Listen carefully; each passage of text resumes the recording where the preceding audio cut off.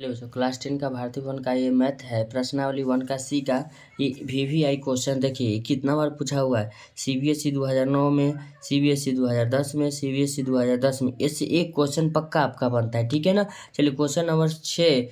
हाँ, पिछला वीडियो में तो मैंने 4 और 5 तक अपलोड कर दिया। ठीक है ना। क्वेश्चन नंबर 6 के पास चलते हैं। सिद्ध करें कि 5/√7 एक परमेय संख्या नहीं है। तो परमेय संख्या नहीं है इसका मतलब है कि अपरमेय है।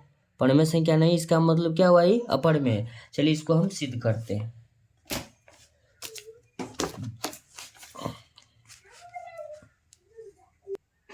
चलिए क्वेश्चन नंबर आपका 6 ये है। सिद्ध करें कि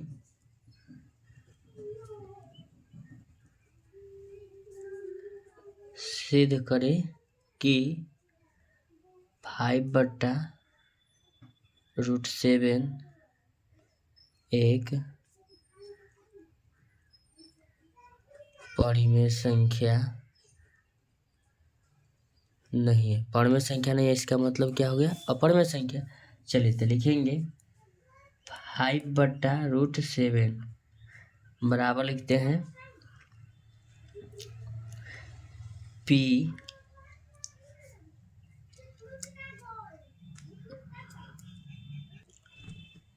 चलिए ठीक है। हाँ 5/√7 बराबर लिखेंगे P/Q। एक परमेय संख्या है। क्या लिखेंगे, एक परिमेय संख्या है। ठीक है। अब क्रॉस गुना करने के लिए आप लोग जानते ही होंगे। तब 5P गुना Q 5Q हो जाएगा। ठीक है ना। इसमें वर्ग नहीं करना है, फिर वर्ग करेंगे तो ये मामला गड़बड़ हो जाएगा। ठीक है। बराबर में लिखेंगे √7 गुना P क्या हो गया, √7P। तो हम जानते हैं ये रूट में है तो ये अपरमेय हो गया, ये मेरा क्या हो जाता है, परमेय। इसके बटा में कुछ नहीं तो एक छुपा हुआ रहता है, इसके भी बटा में एक छुपा हुआ रहता है। परमेय संख्या का भी परमेय संख्या की परिभाषा करता है वैसी संख्या जो P/Q के रूप में लिखा जाए जहाँ Q = ≠0। परमेय संख्या की भी परिभाषा करता है P/Q के रूप में हो जहाँ Q =0। इसमें भी होता है। अगर इसमें Q का मान अगर 0 हो जाएगा तो ये मेरा फिर परमेय हो जाएगा। ठीक है ना। इसका जो वीडियो का कंटेंट है पाने के लिए आप मेरे चैनल को सब्सक्राइब करें, नहीं तो फिर यही वीडियो में बता देंगे कि √7 जो है नीचे 0 आता है तो वो परमेय क्यों हो जाता है। चलिए पहले हम इसको लिख लेते हैं। लिखेंगे परमेय